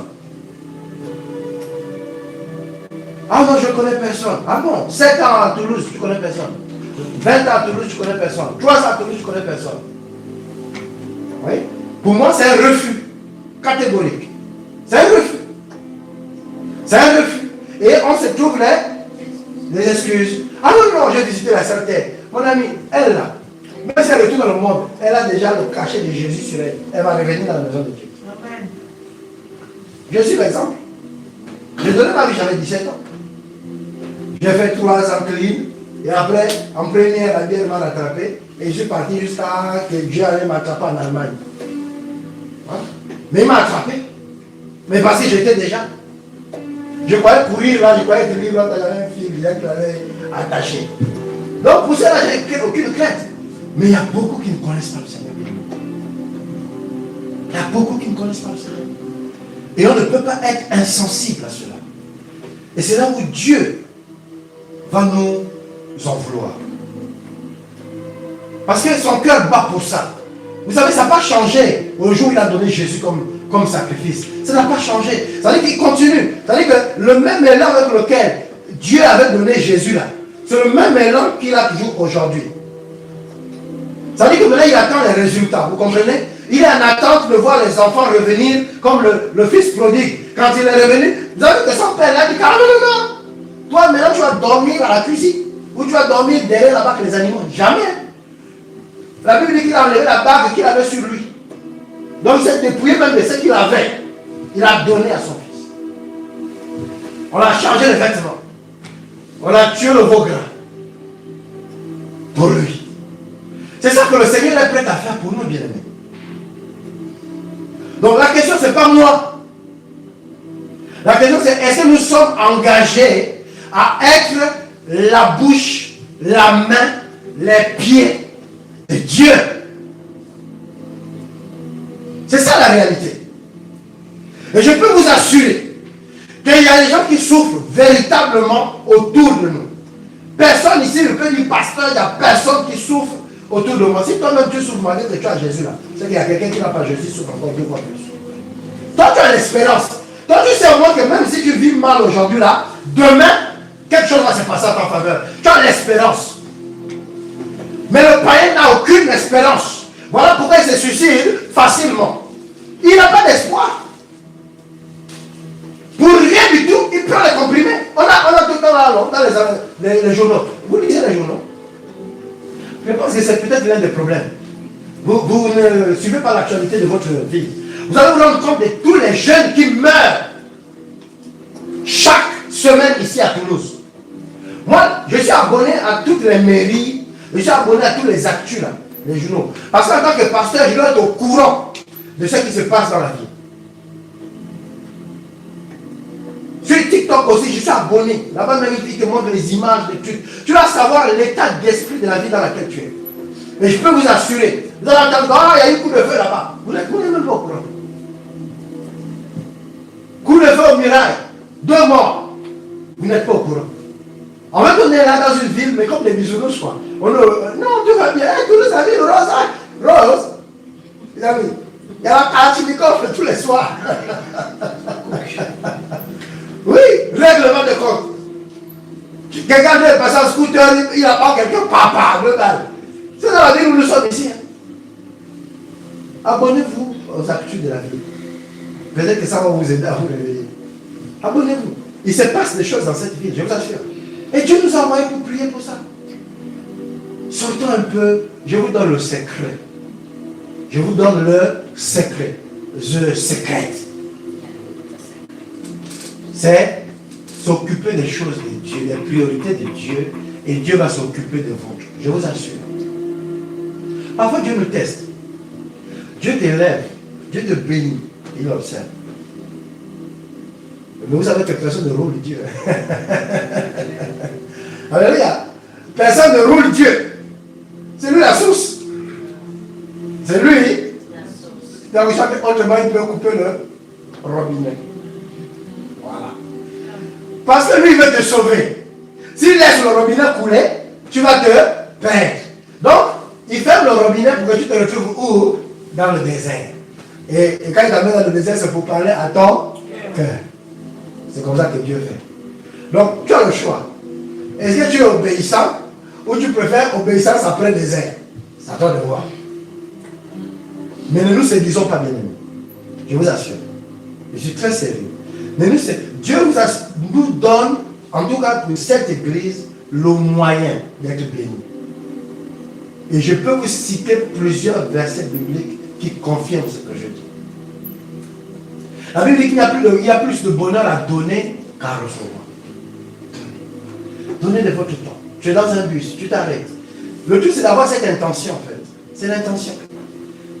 On est dans une ville où tout va à 100 l'heure. Mais justement, arrêtons-nous un instant. Arrêtons-nous, prenons du temps. Méditons. Méditons. Servons le Seigneur. Il dit tout le reste vous sera donné par-dessus tout. Tout le reste. Si tu cherches premièrement le royaume des cieux, ça veut dire si tu cherches premièrement les intérêts de Dieu. Mais les intérêts de Dieu là, si tu parles à quelqu'un, il devient ton ami. Quand tu sauves quelqu'un, il devient reconnaissant. Donc tu gagnes un ami. Dieu gagne un fils, tu gagnes un ami. Tu gagnes, comment dire, genre quelqu'un qui pourra t'aider devant. Tu l'as sauvé de la noyade, c'était le directeur d'une entreprise. Voilà que ton cousin cherche travail. Voici son employeur que tu viens de sauver de la noyade. Noyade émotionnelle, noyade morale, noyade par maladie, noyade, peu importe type de noyade, désespoir, tout ça. Tu l'as sauvé. Et il se remet sur pied. Et il devient un potentiel employeur d'un de tes cousins. Tu viens de sauver, tu as amené à l'église la femme de quelqu'un, ou le mari de quelqu'un.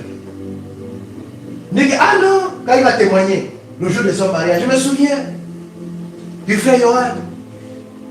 C'est lui qui m'avait amené à l'église. S'il ne m'avait pas amené, je ne vais pas rencontrer ma chérie. Ah, que Dieu bénisse. C'est ça en fait. Et ça fait plaisir. Ça fait plaisir. Qu'on cite notre nom. Hein? Qui n'a pas qu'on cite son nom? Quand on a un témoignage là, c'est bien, non? Voilà. Parce que ça fait partie de la grandeur. Le nom fait partie de la grandeur. C'est pas humain. C'est Dieu qui a mis ça en place. Il dit quoi? Que j'ai rentré ton nom grand. Comme ce n'est pas les païens qui ont inventé ça. Voilà pourquoi souvent on remercie. C'est important de remercier les gens. Hein? Je remercie Maman La Fortune. Je remercie l'INSEE. Je rends grâce à Dieu pour 1000 ans. Voilà, c'est ça. C'est important. Mais c'est dans les choses simples comme ça que Dieu est puissant. Dieu est puissant dans les choses simples. Et quand vous allez faire ça, vous allez voir que vous allez gagner le cœur des gens. C'est une affaire de cœur. Hein? C'est une affaire de cœur. Vous pensez, ah, quel mot je vais dire pour le convaincre. Il n'y a rien à convaincre. On vous dit, aimez-les et leurs cœurs seront touchés. Et on vous suit. Jésus a pris la Kalachnikov pour braquer sur les disciples en disant, non. Il a vu quoi? Les exploits qu'il a fait. Il avait dit une parole encourageante. Vous avez vu quelqu'un détester quelqu'un qui l'encourage. Vous avez vu quelqu'un détester quelqu'un qui passe son temps à t'encourager. Que non, ça va aller. Quand je vois qu'il est fort. Non, Dieu m'a utilisé grave. Pourquoi on aime le prophète? On s'est dit ça. Nous autres, nous aimons moins. Parce qu'on donne les clés, tout le monde fatigué. Non, pasteur, tu vas pas me faire travailler. Moi, je fais un truc, tout fait. Le ciel s'ouvre, la mallette tombe, je mon argent, puis on a fait les prières. Maintenant, tu vas encore aller me faire, aller chercher un travail. Oui, le bon trésor de l'homme, c'est l'activité. Pasteur, c'est facile que j'ai un héritage là qui tombe là. Non, moi, c'est ça que je vous dis. Ça, c'est ce que Dieu. Malheureusement, c'est peut-être un ministère ingrat, mais c'est ce que Dieu m'a donné. Désolé, hein, je ne peux pas faire autrement. Donc, je suis content de vous dire ce que Dieu m'a dit. Alléluia. Voilà. Priez juste pour le pasteur Laetitia, qui est notre prophétesse aussi. Que Dieu l'utilisera de plus en plus dans ce ministère. Peut-être que c'est ça que vous voulez. Donc, priez. Alors, Amen. Mais moi, je vous dis la vérité. Il n'y en a pas une autre. Et c'est ce genre de vérité qui construisent. Quand vous êtes dans le leadership, c'est ça. Vous aurez votre femme, vos enfants, c'est ça. Ils seront autour de vous. Voilà pourquoi vous allez voir des familles, dès que les enfants le battent, ils s'en vont. Ils ne viennent plus.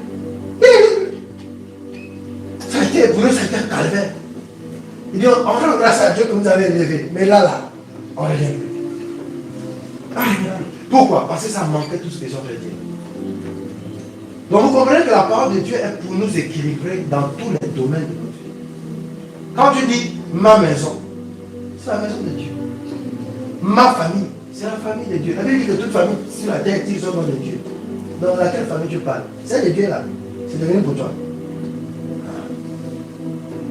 Mon travail. Ah bon? Mon travail. D'accord. Vous voyez, le mon, ma, mon, ça montre notre possession. Et c'est ça le danger. Parce que ces pronoms possessifs là nous font croire que c'est par nos propres forces que nous le faisons. Et nous oublions la nature. Alors je nous invite à nous repentir. Parce que la tendance aujourd'hui, le courant chrétien aujourd'hui, c'est qu'on vient à l'église, on prend les secrets de Dieu pour nous. On dit non, ce qu'il a dit là, oui, donc je dois travailler ça, mon mental. Je suis trop faible, si on me dit les choses, je pleure. Non, là, mon mental, je dois bosser mon mental. Et là, tu bosses ton mental. Sauf que ton mental, quand tu vas trouver ces autres mental costaud, ton mental à toi va s'effondrer. Parce que tu n'es pas connecté à la source du mental. Le mental, c'est Dieu. C'est lui qui donne la force. Amen. Alléluia. Ah, tu n'as pas aimé ça, hein? Comment vous êtes triste comme ça, là? Vous êtes triste, hein? Vous n'aimez pas la vérité, hein? Et je t'aime la vérité. Ah, vous attendez la suite. Gloire à Dieu. Alors, je veux vraiment vous dire, Église, bien aimé, Dieu est sur le point de bénir les ministères Esprit et Vie, où qu'ils soient. Et le ministère Esprit et Vie, ce n'est pas un bâtiment. Ce n'est pas une entité. C'est vous et moi. Donc, ne nous trompons pas d'adversaire. Dieu est pour nous. Dieu est pour nous. Il nous dit simplement comment porter du fruit. Et ça, nous devons appliquer sa méthode pour être bénis dans ce ministère. Peut-être qu'ailleurs, ça se fera autrement. Mais Dieu veut quelque chose de solide.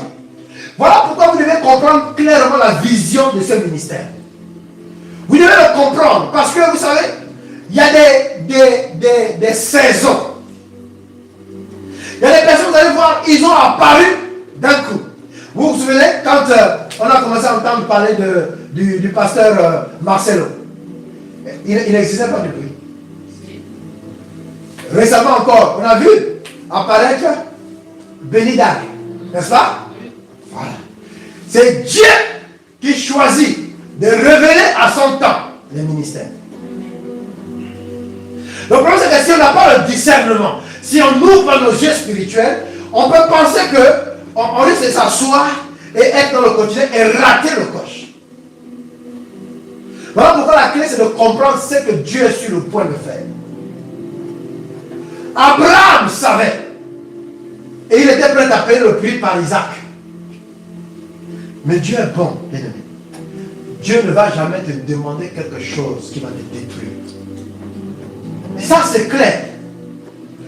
Le seul enfant que Dieu avait donné à Abraham, l'enfant de la promesse, Dieu a dit, donne-moi. C'était un texte. Donne-moi pour voir que si je te bénis, tu seras encore capable de me suivre. Ou encore si tu es capable de croire que je suis le pourvoyeur en toutes choses. Et il était sur le point de le faire. Parce qu'il avait une confiance en Dieu. Vous savez, on visite beaucoup d'églises, c'est vrai. On va d'une église à une autre. Et du coup, on tombe dans la familiarité du bâtiment, du culte. Oui, il y a l'espérance, il y a ceci, il y a cela. Non, bien aimé, écoutez-moi bien. Dieu, lorsqu'il fait quelque chose, il suit une vision. Dieu suit la vision. Et le peuple suit la vision. Donc Dieu est devant et Dieu a parlé sur quelque chose, sur ce qu'il veut faire. Regardez un peu. Sur toute l'histoire de la Bible, on nous parle de Canaan. Donc en gros, vous allez me dire que tous les gens qui sont morts là, tous les prophètes qui ont prophétisé, tout ça là, dont le but c'était de repartir à Canaan seulement. Là on te dit que toute ta vie là, tu es venu faire les études ici, et puis tu vas retourner dans ton village. Donc tu as traversé, tu as pris l'avion pour la première fois, tu as pris le train pour la première fois, tu as pris le taxi, c'est qui a un taxi? Parce que pour nous là-bas là, c'est quand tu montes dedans, tu pries avant d'arriver. Tu ne sais pas si tu vas arriver. Tu vas même la route tourner. Je ne dénigre pas, je dis ce qui est vrai. Tu as fait tout ça. Tu es arrivé ici. Tu as subi la neige. Tu as subi le froid. Tu as subi tout ça. Tu as porté doudoune. Tu as porté le bonnet. Tu as porté tout ça pour qu'après on te dise c'était pour aller au village. Ça n'a pas de sens. Non, regardez l'image. Ça n'a pas de sens. Donc Dieu ne peut pas faire sortir un peuple d'Égypte juste pour venir s'asseoir à Canaan. Quand ils ont traversé le désert, les scorpions, les serpents, la famine, la galère, les attaques, tout ça, juste pour venir s'asseoir à Canaan. Non. Remarquez bien que dès le premier jour qu'il les a fait sortir, ils sont rentrés dans un processus de formation. Parce que le but, ce n'était pas d'aller à Canaan, le but, c'était la royauté. Amen. Le but, c'était la royauté. Qu'il règne, qu'il domine. Genèse 1,26. C'est ça quand Dieu veut retrouver. Il dit, je vais donner, de dominer sur les poissons, sur tout ça. Dieu veut retrouver ça. Il veut que tu domines. Tous les sacrifices par lesquels tu passes, Dieu a besoin que tu viennes commander quelque chose. Non, mais sincèrement, nous on est parents. Maman, ton fils là, si tu te demandes quelque chose, tu vas dis que non, mets d'abord à genoux, rentre d'abord, jeûne d'abord, et puis je vais te donner. Non. Pourquoi pas ça de Dieu? Non. Mais Dieu en fait, il nous met comment fonctionne son royaume. Quand tu prépares maman, tu mets la marmite sur la gazinière. Tu as préparé comme ça. Allez, c'est cuit. Non. Alléluia. Donc si nous cuisinons comme ça, c'est parce qu'on cuisine comme ça sur la terre. Alléluia. Donc au ciel, dans la chose de Dieu, il a aussi sa manière de préparer. Donc il ne prépare pas mettre une marmite comme toi tu sais. Lui il prépare différemment. Mais justement tu as l'impression qu'il ne se passe rien. Sauf qu'il se passe quelque chose. Mais toi tu n'ouvres pas tes yeux. Parce que tu as regardé Canaan. Canaan c'est un lieu, il y a les bâtiments, il y a les ceci. Mais Canaan c'est l'image d'une royauté. L'image d'une destination. Dieu veut t'emmener dans une destination. Dieu veut t'utiliser. Dieu n'a pas... Écoutez-moi bien. L'église, il a fait les dons. Ça c'est l'église. Mais l'église n'est pas la finalité. L'église est le lieu d'équipement. Parce que la finalité, c'est le Canaan en question où on doit régner. On ne règne pas dans l'église. Il y a qu'un seul roi ici, c'est Dieu. Mais Dieu veut qu'en tant que ses enfants, de la même manière qu'il nous avait donné la terre sur laquelle on devait régner, on doit maintenant régner dans les domaines mondains. Quand tu es dans ton quartier, il y a des gens dans les quartiers, on est tous là. Il y a des gens qui sont appréciés dans le quartier. Ils savent régner, vous ne savez pas. Tout le monde dans le quartier, ils font des trucs sociaux, voilà, ils font des trucs de voisins. Moi, je me souviens, je suis avec mon petit frère qui est en Allemagne. Souvent, ils ont comme ça des fêtes comme ça. Quelqu'un prend l'initiative d'organiser une fête de voisins. Chacun met des trucs et c'est sympa. Vous voyez? Donc, on sait que lui, chaque année, cette personne a fait ça. Il n'est pas payé pour ça. Mais, oui, on l'apprécie dans son quartier, parce qu'il crée un moment convivial. Mais c'est ça que Dieu veut. Donc, du coup, il règne. Et puis, le jour qu'il va décider de faire quelque chose, proposer quelque chose, on va l'écouter. Oh, c'est sympa. Il a des bonnes idées. On passe un bon moment. Donc, le jour, il dit que, bon, écoutez, mettons de l'argent un peu de côté, on va te faire des trucs. On va le suivre. On va le suivre. Mais c'est ça que Dieu veut, que ta voix puisse compter. Mais fais en sorte que ta voix compte. Mais comment? Mais en ayant des disciples. On dit, faites de toutes les nations les disciples. Les disciples du pasteur, ben non. Donc, tes disciples, quand tu vas dire, hé, mes disciples, demain les filles, samedi, on se retrouve à 15h, on va faire une sortie. Mais tes disciples vont se pointer. Les disciples de qui? Ce sont les personnes qui sont autour de toi. À qui tu encourages, à qui tu as apporté la guérison, à qui tu as... C'est ça tes disciples. C'est les personnes qui sont autour de toi. Le jour que tu as un enfant et que tu ne peux pas garder l'enfant, eh bien cette personne est libre. Ah, tu peux le mettre. Oui, je vais venir. La personne va venir t'aider pas. Mais ça, c'est pas tu es là, au milieu de nulle part. Si j'étais au pays là, ma tante, mon ami, tu te limites à ta tante alors que Dieu t'a dit faire les disciples. Mais dans les disciples, là, tu as les solutions. Quand Dieu te dit va faire les disciples, c'est qu'il te donne les solutions dans les disciples. Amen. Tu connais une prophétesse? Elle avait évangélisé, elle a formé son fils est devenu son mari. C'est tout à fait réglé. Non, pas son enfant de sang, je parle de spirituel. Voilà. C'est ça. L'affaire est réglée. Elle était célibataire jusqu'à là. Elle-même, elle a fabriqué des choses. Puis elle est venue là. Alléluia. Voilà. Mais c'est tout. Dieu a dit de fatigue, oh Dieu envoie. Mais, fais les disciples. Ton disciple, c'est ton disciple. On n'a pas dit qu'on mange, le pasteur mange la graisse de brebis, non? Oui bien. Si. Voilà. On mange la graisse de brebis. C'est tout. Alléluia. Non, si vous comprenez ce que je suis en train de vous dire, bien aimé, je vous assure, ne m'écoutez pas juste. Mais pendant que je vous parle, prenez une décision. Beaucoup des problèmes que vous avez, les solutions sont dans le disciple-là. Je vous assure. Qui n'aime pas être écouté? Ah oui, non, mais jusque-là, vraiment, le pasteur ne me fait pas prêcher. Mon frère, moi-même, là qui te parle, ma femme est là témoin. J'ai commencé à prêcher ici, quand j'arrivais à Toulouse. À Bordeaux, j'avais prêché peut-être 3 ou 4 fois. Mais je prêchais tout le temps au téléphone, dans les suivis. Je prêchais les heures. C'est pas d'aujourd'hui. Hein. Quand je prenais le téléphone là, tout ce que je connaissais de Dieu, je te libérais ça, tu te tombais même là-bas. Voilà. C'est comme ça que moi je prêchais. Au téléphone, je suivais les arbres. J'appelais, je visitais. Non, sincèrement. C'est comme ça que Dieu m'a formé. Dieu ne m'a pas formé, genre, bon, viens, on va te tester, on va voir, après on corrige. Bon, là tu as dit ceci, non, c'est doctrinalement pas correct. Non, il y a tout ça. J'étais même un jour étonné quand mon père me dit, ah non, vraiment, il prêche bien, il m'a entendu prêcher. Oui.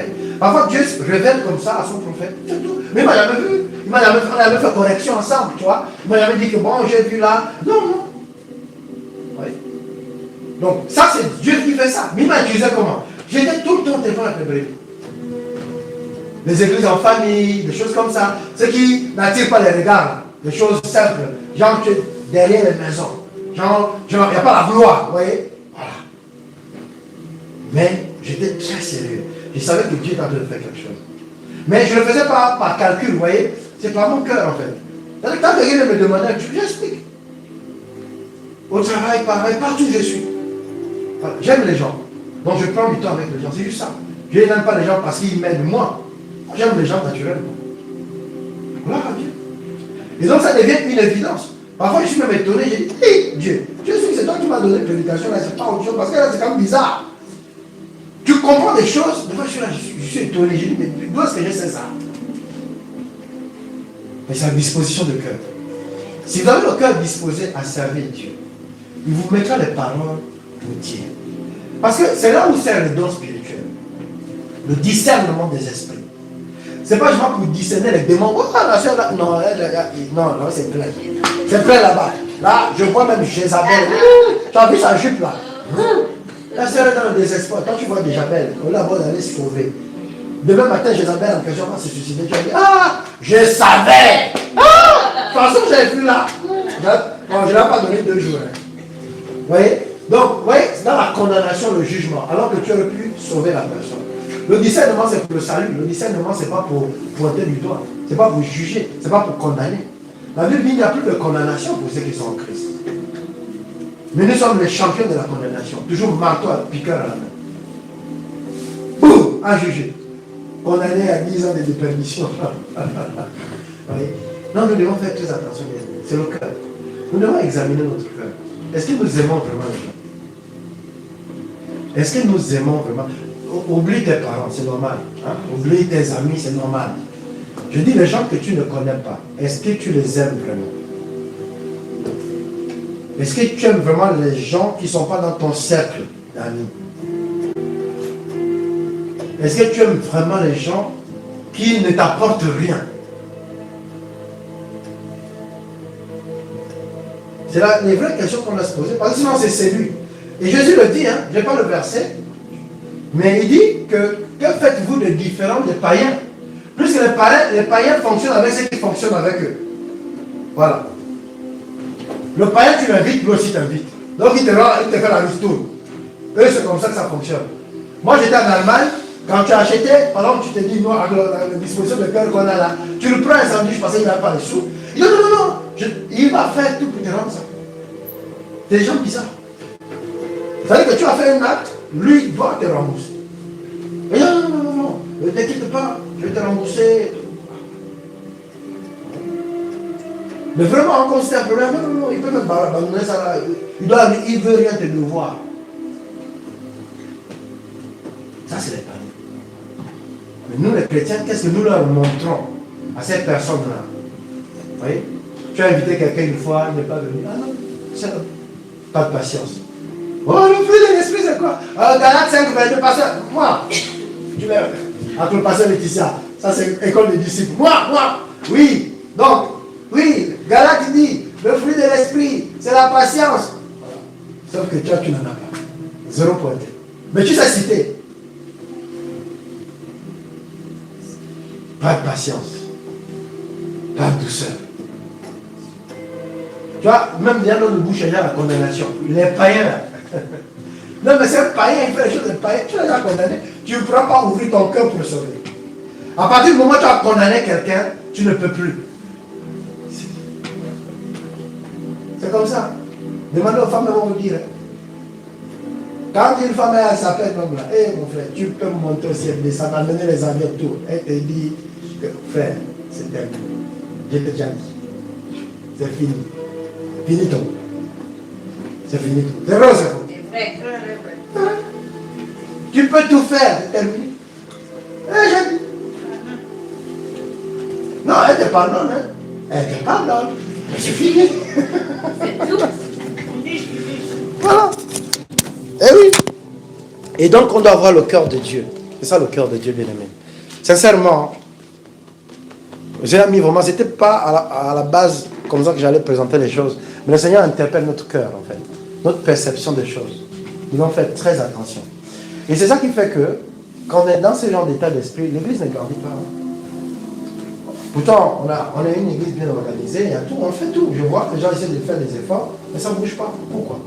Parce que Dieu ne retrouve pas son principe là où deux s'accordent. On n'a pas la même vision, on n'a pas le même cœur, on n'a pas les mêmes valeurs. Chacun s'invente son truc. Chacun veut faire à sa sauce. Moi, je faisais comme ça là où j'étais. Moi, je faisais comme ça. Moi, je veux faire ça. Et on se retrouve avec une disparité de perception, de vision. des valeurs et tout ça. Donc quand Dieu regarde, on a l'impression qu'on est tous ensemble, sauf que c'est la cacophonie. Il y a un perroquet qui rencontre là-bas, il y a l'autre qui fait là-bas, il y a l'autre qui fait là-bas, et puis au final, Dieu regarde, on n'est pas ensemble. On n'est pas ensemble. Alors que c'est l'un des principes fondateurs de la croissance, c'est l'unité. C'est l'unité. Là, on est tous assis là, côte à côte. Mais est-ce qu'on a un même cœur? Est-ce qu'on veut tous la même chose? Alors, je vais nous inviter à nous examiner au regard de ce que je viens de dire, dans la parole de Dieu. Je vais nous laisser nous examiner. Celui qui sait qu'il a toujours regardé à ses intérêts, au-delà de tout, il a pensé à Dieu de temps en temps. Il est focalisé plus sur ce qu'il veut, alors que Dieu a promis. Et Dieu, quand il promet, il le fait. Et que la personne est restée stagnée. C'est-à-dire que Dieu t'a fait la promesse. Dans ce cas, fais son travail. C'est ça en fait qu'il attend. Mais toi, comme tu ne fais pas le travail de Dieu, toi tu attends d'abord que Dieu fasse pour que toi tu fasses. Mais ça ne marche pas comme ça. C'est ce que je vous ai démontré. Ça ne marche pas comme ça. Ça ne marche pas comme ça. Il dit, croyez que vous l'avez reçu et vous le verrez s'accomplir. C'est comme ça que Dieu fonctionne. Croyez que vous l'avez reçu et vous le verrez s'accomplir. Donc c'est pendant que tu ne sais même pas quoi dire là, va ouvrir la bouche. Pendant que tu n'as rien à donner, donne quelque chose. C'est ça que Dieu attend de nous. C'est ce que Dieu attend de son église. Vous allez voir comment il va bénir cette église. Amen. Les prophètes ont parlé, les apôtres ont parlé, les pères de l'église ont parlé, bien aimés. Nous, on reste confiants. Voilà pourquoi on est prêt à consentir des sacrifices. Je vous le dis souvent. Peut-être que vous ne comprenez pas. J'ai 6 enfants au total. Et je dépense 890 € sans APR à Bordeaux et 570 € ici depuis 2 mois. Avec caution de la même somme ici à Toulouse. Je vous dis ces choses-là pour vous montrer le sens du sacrifice. Je suis très sérieux dans ce que je fais. Et je crois dans la parole que Dieu a donnée. Regardez tout cet argent qui va comme ça. Et je donne ma dîme, ma femme aussi. Donc quelqu'un comme ça, il ne s'amuse pas avec Dieu. Vous savez que le nerf de la guerre ici, là, c'est l'argent. Je ne m'amuse pas. Je dis ces choses-là pour que vous compreniez que je ne vous donne pas de paroles en l'air. Je paie le prix de ma vocation. Je paie le prix de ma vocation. Et si on comprend ça, vous allez voir les guérisons ici. Il y aura les guérisons. Il n'y aura plus de maladies qu'on traîne depuis des années. Non, Dieu est sur le point de le faire. Mais tout ce que je suis en train de dire là dépend du cœur en fait. Bien aimé, personne ne trompe Dieu. Dieu lit nos cœurs. Vous pouvez nous dire des choses ici. Oui, non, pasteur, je suis avec toi. Dieu connaît ton cœur. Oui, pasteur, non, je veux servir Dieu. Dieu connaît ton cœur. Dieu connaît ton cœur. Et c'est ça le résultat, parce qu'il connaît ton cœur. Personne ne trompe Dieu. Donc, véritablement, que chacun réfléchisse. Que chacun médite avant de partir et de prendre une résolution. L'œuvre de Dieu doit avancer, bien aimé. L'œuvre de Dieu doit avancer. L'œuvre de Dieu doit avancer. À chacun, il a donné une force, une manifestation. Alors, commence à prier avec moi. Et cette prière soit vraiment une vraie repentance. Repentance veut dire changer d'orientation. Repentance veut dire changer de direction. C'est-à-dire que j'accepte la peine. Tu dois accepter la peine. Tu dois renoncer aux excuses que tu avances tout le temps. Parfois, on besoin de dire à Dieu que, Seigneur, je veux, mais j'ai du mal. Alors aide-moi. Tu vois? Voilà, c'est ça être vrai. Moi, il m'est arrivé de ne pas avoir envie de venir faire une réunion, par exemple, un appel, les réunions, par exemple, d'école de disciples, parce que j'étais fatigué. Mais je ne peux pas venir penser ça, et puis quand je viens, j'ouvre la Bible, et puis je commence à prêcher comme ça. J'ai dit non. J'ai dit, Seigneur, franchement, je n'ai pas envie. Mais donne-moi la force. Parce que c'est plus moi qui vis, mais c'est toi qui vis en moi. Alors, donne-moi la force. Et après, quand je commence, je me rends compte que je n'ai même plus envie de m'arrêter. Parce que c'est vraiment Dieu qui nous donne la force. Donc ça arrive, bien aimé. C'est la divinité dans l'humanité. On est des humains. Mais Dieu nous remplit de son esprit. Et voilà pourquoi on a besoin de l'esprit de Dieu pour croire à la parole de Dieu. Un être humain normal ne peut pas croire à la parole de Dieu. C'est l'homme spirituel. C'est l'homme spirituel qui croit à la parole de Dieu. qui croit à la puissance de Dieu, qui croit à la capacité de Dieu, qui croit au don que Dieu lui a donné, qui croit à la peine de Dieu. Gédéon est un homme. Lorsque Dieu a parlé sur sa vie, il a dit, Seigneur, regarde-moi, je suis trop petit pour faire ce que tu me dis là. Mais Dieu s'est révélé à lui, c'est-à-dire que Dieu lui a donné sa puissance, Dieu lui a donné la force de croire. Et il a dit, ok, dans cette lettre générale, pour libérer ce peuple de Mandiadite. Et il y en a plusieurs, la Bible dit que Élie était un homme de la même nature que nous. La Bible dit, mais le gars a fermé le ciel. C'est-à-dire que les démons qui te fatiguent là, les sorciers qui te fatiguent, la Bible dit qu'il était un homme comme nous. Et il a fermé le ciel. Il dit si ce n'est en ma parole, il n'a pas dit si ce n'est au nom de Jésus. C'est qu'il avait compris son identité. Il avait compris son identité. Il n'a pas dit au nom de Jésus, je ferme le ciel. Il a dit, ce ciel va rester fermé si ce n'est ma parole. C'est moi qui ai parlé. Comme j'ai parlé, le ciel est fermé. Je vous assure. Je me souviens aussi d'un témoignage du docteur Victor. Le docteur Victor, c'est notre pasteur qui est au Gabon, qui est un de nos aînés dans la foi, qui a suivi aussi mon épouse et moi, qui a son empreinte dans notre ministère aussi. Et il témoignait quand il faisait donc les tournées. Il avait un programme qu'on appelait Capernaum. Et il était allé quelque part. Et c'était comme dans un village, il passait. Et on avait donné un endroit où il devait dormir, dans une chambre à coucher. Et dans cette chambre, quand il fait sa prière, il dit, je suis le roi ici. Et aucun animal ne va contribuer au mal qui sera tenté de m'être fait. Aucun oiseau, aucun hibou, aucun quoi que ce soit. Il a déclaré cette parole-là. En gros, il a fermé le ciel comme ça. C'est la personne qui l'avait logé. Ce vieux papa-là, semble-t-il qu'à chaque fois que les hommes de Dieu venaient là-bas, c'est là-bas où on les logeait. Sauf que c'est là-bas même justement il tuait les ministères. C'est l'homme qui est sorti en disant que, ah, le roi, mais il était où? Est-ce qu'il était là quand l'homme de Dieu avait prié?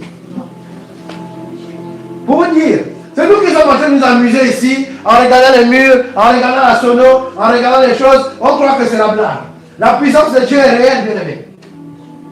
Et c'est cette puissance qui t'est donnée pour convertir les païens.